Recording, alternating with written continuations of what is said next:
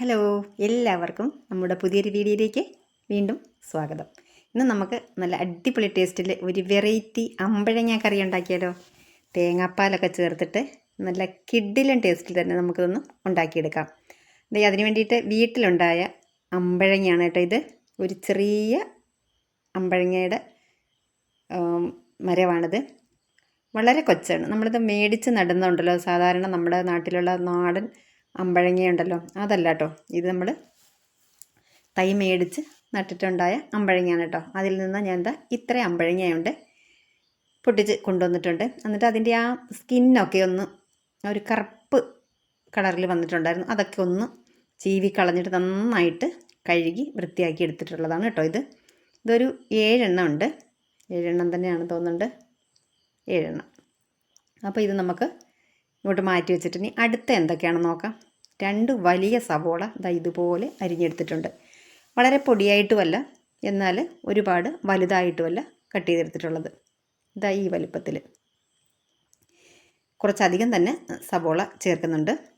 പിന്നെ ഇത്രയുണ്ട് ചെറിയ ഉള്ളി, ഒരു 10-15 എണ്ണം ഉണ്ടാവും. അതൊന്ന് പൊളിച്ചിട്ട് കഴുകി വൃത്തിയാക്കി എടുത്തിട്ടുണ്ട്.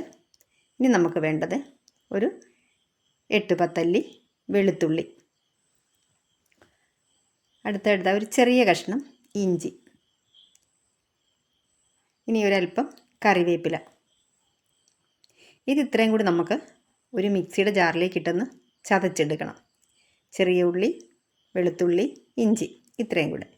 ഇനി അടുത്തായിട്ട് വേണ്ടത് തക്കാളി, മീഡിയം സൈസിലുള്ള 2 തക്കാളി കട്ട് ചെയ്തെടുത്താണിത്. പിന്നെ വേണ്ടത് ഒരു 3-4 പച്ചമുളക്. അല്പം എരിവിൽ തന്നെയാണ് കേട്ടോ ഇത് ഉണ്ടാക്കിയെടുക്കുന്നത്. ഇനി ഒരു പാൻ വെച്ചിട്ട് അതിലേക്ക് വെള്ളം ചേർത്ത് കൊടുക്കുന്നുണ്ട്. ഒരു 2-3 ഗ്ലാസ് വെള്ളം, നമ്മുടെ അമ്പഴങ്ങ ഒന്ന് വെന്ത് വരാൻ വേണ്ടിയുള്ള വെള്ളം. അപ്പോൾ വെള്ളം ഇവിടെ ഒന്ന് ചൂടായി വന്നിട്ടുണ്ട്.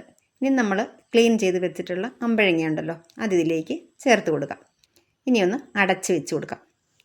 ഒരു 5 മിനിറ്റ് ആകുമ്പോൾ തന്നെ നമ്മുടെ അമ്പഴങ്ങ നന്നായിട്ട് വെന്തിട്ടുണ്ടാവും. ഇപ്പോൾ ഒരു 2 മിനിറ്റായി. ഞാൻ തുറന്ന് നോക്കി, ചെറിയ രീതിയിൽ ഒന്ന് ഇളക്കി കൊടുക്കുന്നുണ്ട്. ചെറുതായിട്ട് തോലൊക്കെ ഒന്ന് പൊട്ടി വന്നിട്ടുണ്ട്. ഒരല്പസമയം കൂടി ഒന്ന് ഇരിക്കണം.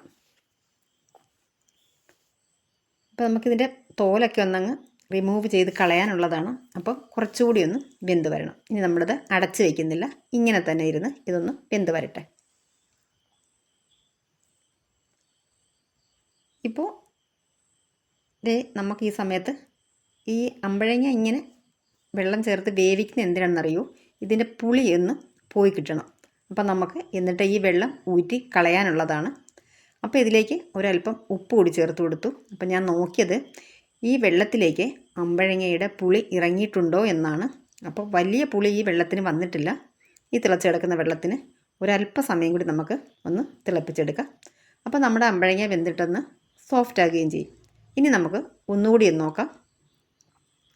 ഇപ്പം നമ്മുടെ അമ്പഴങ്ങ ഇവിടെ ആവശ്യത്തിന് വെന്ത് വന്നിട്ടുണ്ട്. കണ്ടോ, അതിൻ്റെ തോലൊക്കെ നന്നായിട്ടൊന്ന് വിട്ട് വന്നിട്ടുണ്ട്. ഇനി നമുക്കിത് ഇതുപോലൊരു സ്ട്രെയിനറിലേക്ക് മാറ്റി എടുക്കാം. ഇപ്പം ഞാൻ ഈ അമ്പഴങ്ങയൊക്കെ ഇവിടെ കോരി എടുത്തിട്ടുണ്ട്. കണ്ടോ, ഇതിൻ്റെ സ്കിന്നൊക്കെ നമുക്കിങ്ങനെ വിട്ട് എടുക്കാൻ പറ്റുന്നുണ്ട്. ഇതൊക്കെ ഇങ്ങനെ കളഞ്ഞിട്ട് ക്ലീനാക്കി എടുക്കാം നമുക്കത്.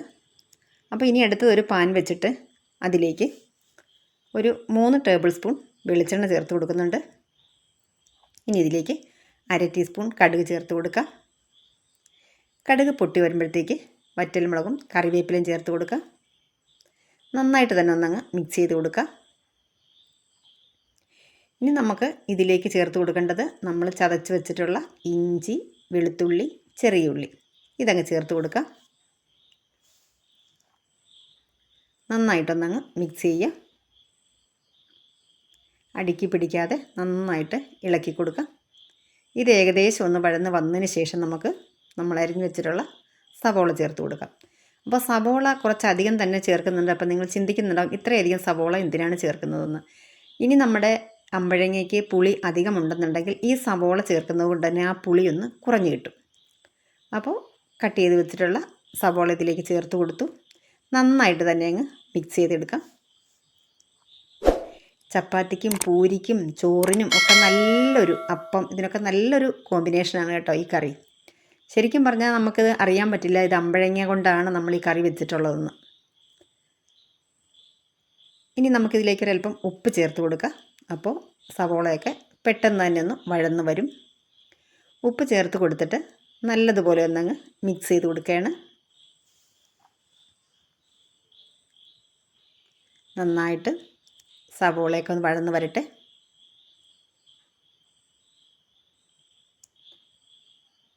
നന്നായിട്ട് തന്നെ മിക്സ് ചെയ്ത് കൊടുക്കാം. ഇനി നമ്മൾ കട്ട് ചെയ്ത് വെച്ചിട്ടുള്ള പച്ചമുളക് ഇതങ്ങ് ചേർത്ത് കൊടുക്കാം. പച്ചമുളക് ചേർത്ത് കൊടുത്തിട്ട് നന്നായിട്ട് തന്നെ മിക്സ് ചെയ്യാം.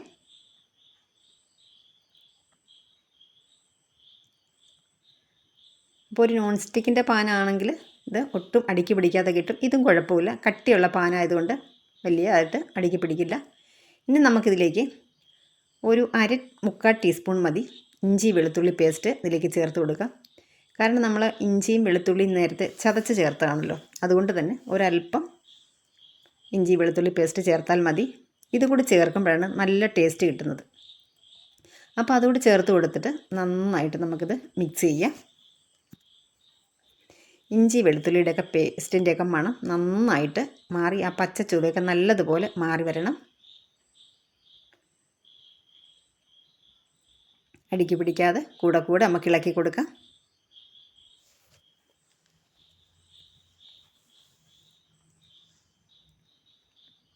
അപ്പോൾ ഇതൊക്കെ നന്നായിട്ട് ഇവിടെ സവോളയൊക്കെ നന്നായിട്ട് വഴന്ന് റെഡിയായി വന്നിട്ടുണ്ട്. ഇഞ്ചി വെളുത്തുള്ളി പേസ്റ്റിൻ്റെ പച്ചമണമൊക്കെ മാറി നല്ലൊരു മണം വന്നു തുടങ്ങി. ഇനി നമുക്കിതിലേക്ക് കട്ട് ചെയ്ത് വെച്ചിട്ടുള്ള തക്കാളി ചേർത്ത് കൊടുക്കാം. നല്ലതുപോലെ തന്നെ മിക്സ് ചെയ്യുക.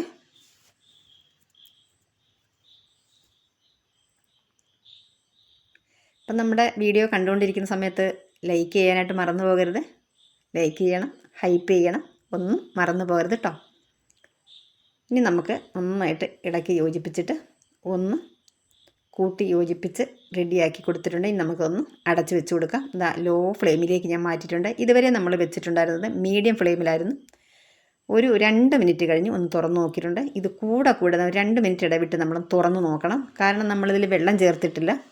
അടച്ച് വെച്ചത് കൊണ്ട് തന്നെ അടുക്കി പിടിക്കാനുള്ള സാധ്യത കൂടുതലാണ്. ഈ ഇഞ്ചി വെളുത്തുള്ളിയൊക്കെ ചേർക്കുമ്പോൾ പെട്ടെന്ന് തന്നെ അടുക്കി പിടിക്കാനുള്ള സാധ്യതയുണ്ട്. അപ്പോൾ ഇടയ്ക്കിടയ്ക്ക് നമ്മളിത് തുറന്നിട്ട് ഇളക്കി കൊടുക്കുക. ഒരു 2-3 തവണ ഞാനിങ്ങനെ ഇളക്കി കൊടുത്തിട്ടുണ്ടായിരുന്നു കേട്ടോ. ഇനി അപ്പോൾ ഇതെല്ലാം ഇവിടെ നമ്മുടെ തക്കാളിയൊക്കെ ഒന്ന് സോഫ്റ്റായി വന്നിട്ടുണ്ട്. ഇനി ഇതിലേക്കൊരു 1/2 ടീസ്പൂൺ മഞ്ഞൾപ്പൊടി, 1/2 ടീസ്പൂൺ മല്ലിപ്പൊടി, അതുപോലെ തന്നെ 1/2 ടീസ്പൂൺ തന്നെ മുളക് പൊടി, ഇത്രയും കൂടെ ചേർത്ത് കൊടുത്തിട്ട് നന്നായിട്ട് മിക്സ് ചെയ്ത് കൊടുക്കാം. ഇതിപ്പോൾ കാശ്മീരി മുളക് പൊടിയല്ല കേട്ടോ ചേർത്തിട്ടുള്ളത്, സാധാരണ എരിവുള്ള മുളക് പൊടിയാണ് ചേർത്തിട്ടുള്ളത്. ഇതൊരല്പം എരിവിൽ തന്നെയാണ് ചെയ്യുന്നത്. നമ്മൾ തേങ്ങാപ്പാലൊക്കെ ചേർത്താണ് വെക്കുന്നത്. അപ്പോൾ എരിവ് ഒരല്പം തന്നെ കൂടിയിരിക്കണം. പൊടികളൊക്കെ ചേർത്ത് കൊടുത്തിട്ട് നന്നായിട്ട് നമുക്കിത് മിക്സ് ചെയ്യാം. പൊടികളുടെയൊക്കെ പച്ചമണമൊക്കെ നല്ലതുപോലെ മാറി വരണം. അപ്പോൾ ഇതിവിടെ പൊടികളുടെയൊക്കെ പച്ചമണമൊക്കെ മാറി മസാലയൊക്കെ നന്നായിട്ട് മിക്സ് ആയിട്ടുണ്ട്. ഇതാ ഇപ്പം നമ്മുടെ അമ്പഴങ്ങ ഈ ഒരു രീതിയിലായിട്ടുണ്ട്. അതിൻ്റെ തോലൊക്കെ ഞാൻ പൊളിച്ച് കളഞ്ഞപ്പോൾ ഇതാ ഇങ്ങനെ നല്ല, ഇതിപ്പോൾ കണ്ട അമ്പഴങ്ങയാണെന്ന് തന്നെ പറയില്ല കേട്ടോ. അപ്പോൾ ഈ അമ്പഴങ്ങയ്ക്ക് വളരെ പുളി കുറവാണ്. നമ്മൾ നാടൻ അമ്പഴങ്ങയാണെങ്കിൽ ചിലപ്പോൾ ഇങ്ങനെ വയ്ക്കാൻ പറ്റിയെന്ന് വരില്ലത്. വളരെ ചെറിയൊരു മധുരമാണ് ഇതിനുള്ളത്. എന്നാൽ ഒരല്പം പുളിയുമുണ്ട്. ആ പുളിയാണ് നമ്മൾ നേരത്തെ തിളപ്പിച്ച വെള്ളം ഊറ്റിക്കളഞ്ഞപ്പോൾ ആ പുളി ഇതിൽ നിന്ന് മാറിയിട്ടുണ്ട്. എന്നാൽ ഒരല്പം പുളി, പിന്നെ നമ്മുടെ തേങ്ങാപ്പാലിൻ്റെ ചെറിയൊരു മധുരം, ഇതൊക്കെ കിടക്കുമ്പോൾ നല്ല അടിപൊളി കറിയാണ് കേട്ടോ. മെയിനായിട്ട് എനിക്ക് തോന്നുന്നു ചോറിനേക്കാളും കുറച്ചും കൂടെ നല്ലത് ചപ്പാത്തി, പൂരി, അപ്പം ഇതിനൊക്കെ ആവും. ചോറിനും നല്ലതാണ്. ഞാൻ ചോറിനാണ് കേട്ടോ കഴിച്ചത്. അപ്പോൾ എന്തായാലും നല്ലതുപോലെ ഇത് മിക്സ് ചെയ്തെടുത്തിട്ട് നമ്മുടെ ഇതിൽ കിടന്നൊന്ന് വഴന്ന് വരട്ടെ. ഈ അമ്പഴങ്ങ വഴന്ന് ഒന്ന് സോഫ്റ്റായി വന്നോട്ടെ. നമുക്കിതൊന്ന് അടച്ച് വെച്ച് കൊടുക്കാം. അതും ഇതുപോലെ തന്നെ ഇടയ്ക്കിടയ്ക്ക് നമ്മളൊന്ന് ഇളക്കി കൊടുക്കണം. അതല്ലെന്നുണ്ടെങ്കിൽ വീണ്ടും അടുക്കി പിടിക്കും. ഇതുപോലെ നന്നായിട്ട് മിക്സ് ചെയ്ത് കൊടുക്കാം. ഇപ്പം നമ്മൾ നോക്കുമ്പോൾ ഏകദേശം ഒരു മുട്ടക്കറി പോലെ തോന്നില്ലേ? മുട്ട കിടക്കുന്ന പോലെയല്ലേ അമ്പഴങ്ങ കിടക്കുന്നത് നമുക്ക് തോന്നാറ് അല്ലേ? അമ്പഴങ്ങയാണെന്ന് അറിയില്ലല്ലേ? ആ സ്കിന്നൊക്കെ നമ്മൾ റിമൂവ് ചെയ്ത് കളഞ്ഞതുകൊണ്ട് പെട്ടെന്ന് അറിയാൻ പറ്റില്ല. നന്നായിട്ട് അങ്ങ് ഇളക്കി അടി പിടിക്കാതെ നമുക്ക് നോക്കാം.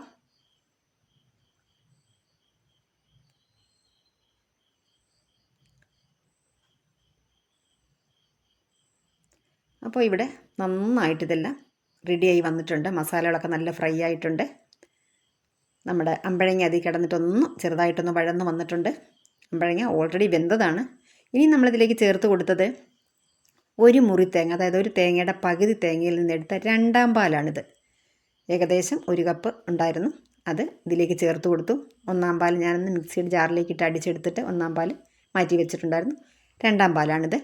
ഇനി നമുക്ക് ഉപ്പൊന്ന് നോക്കാം. നമ്മൾ 2 തവണ ഉപ്പ് ചേർത്തിരുന്നു. സവാളയ്ക്ക് ചേർത്തിട്ടുണ്ടായിരുന്നു. അതുപോലെ അമ്പഴങ്ങ വേവിക്കുന്ന സമയത്ത് ഉപ്പ് ചേർത്തിട്ടുണ്ടായിരുന്നു. പക്ഷേ ഈ ഉപ്പ് പോരാ. നമ്മൾ വീണ്ടും ഒരല്പം ഉപ്പ് കൂടി ചേർത്ത് കൊടുത്തു. നന്നായിട്ട് മിക്സ് ചെയ്യാണ്. നല്ല ടേസ്റ്റാണ് കേട്ടോ, നല്ല അടിപൊളി ടേസ്റ്റാണ്.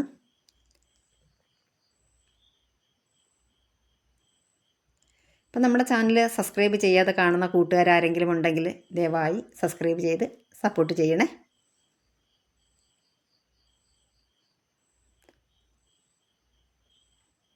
നന്നായിട്ടങ്ങ് ഇളക്കി കൊടുക്കുക. ഇനി നമ്മളിത് അടച്ച് വയ്ക്കുന്നില്ല, തുറന്ന് വെച്ചിട്ടാണ് നമ്മൾ ഈ ഒഴിച്ച രണ്ടാം പാലുണ്ടല്ലോ അതൊന്ന് നമുക്ക് വറ്റിച്ചെടുക്കണം.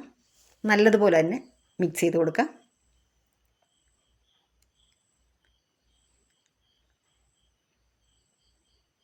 അപ്പോൾ ഇതിൽ കിടന്നിട്ട് നമ്മുടെ ഈ അമ്പഴങ്ങയിലോട്ട് ഈ ഒരു തേങ്ങാപ്പാലൊക്കെ ചേർത്തല്ലേ അങ്ങനെ നല്ലൊരു ടേസ്റ്റ് ആവും ഇങ്ങനെ കിടന്നിട്ട്. അപ്പോൾ കുറച്ച് സമയം ഇങ്ങനെ ഒന്ന് ലോ ഫ്ലെയിമിൽ തന്നെ കിടന്ന് ഒന്ന് റെഡിയാകട്ടെ. അപ്പോൾ ഇവിടെ ഇത് ഏകദേശം നമ്മൾ ചേർത്ത രണ്ടാം പാലൊക്കെ വറ്റി വന്നിട്ടുണ്ട്. ഇനി നമുക്കിതിലേക്ക് ഒന്നാം പാൽ ചേർത്ത് കൊടുക്കാം. ഏകദേശം ഒരു മുക്കാൽ കപ്പുണ്ട് ഒന്നാം പാൽ. അതുകൂടെ ചേർത്ത് കൊടുത്തിട്ട് നല്ലതുപോലെ മിക്സ് ചെയ്യുക. ഇനി നമ്മൾ കൈ എടുക്കാതെ തന്നെ ഇളക്കി കൊടുക്കുക. ലോ ഫ്ലെയിമിൽ വെച്ചിട്ട് കൈ എടുക്കാതെ ഇളക്കുക. ഒരു പക്ഷേ പിരിഞ്ഞു പോയാലോ, അതുകൊണ്ട് നന്നായിട്ട് തന്നെ ഇളക്കി കൊടുക്കുക. ലോ ഫ്ലെയിമിൽ കിടന്നിട്ട് ചെറുതായിട്ടൊന്ന് തിള വരണം. നല്ലതുപോലെ ചൂടായി ചെറിയൊരു തിള വരണം. ഒട്ടും തിളയ്ക്കാതെ നമ്മൾ എടുക്കരുത്. നമ്മുടെ കറി പെട്ടെന്ന് ചീത്തയായി പോവും. അപ്പം അതുകൊണ്ട് ഫ്ലെയിം വളരെ കുറച്ച് വെച്ചിട്ട് നല്ലതുപോലെ തന്നെ ഇളക്കി കൊടുക്കുക.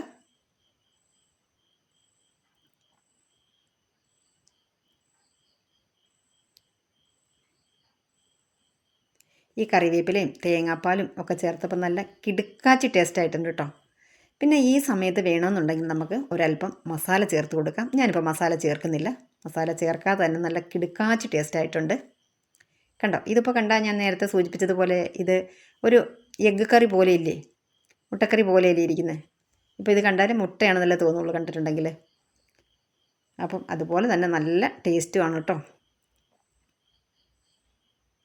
ഇനി നമുക്ക് ലാസ്റ്റ് ഒന്നുകൂടി നോക്കാം. ഉപ്പും പുളിയും ഒക്കെ കറക്റ്റാണെന്ന് നോക്കാം. അപ്പോൾ എല്ലാം നല്ല പെർഫെക്റ്റാണ്. ഇനി നമുക്കിതൊന്ന് അടച്ച് വയ്ക്കാം. Thank you.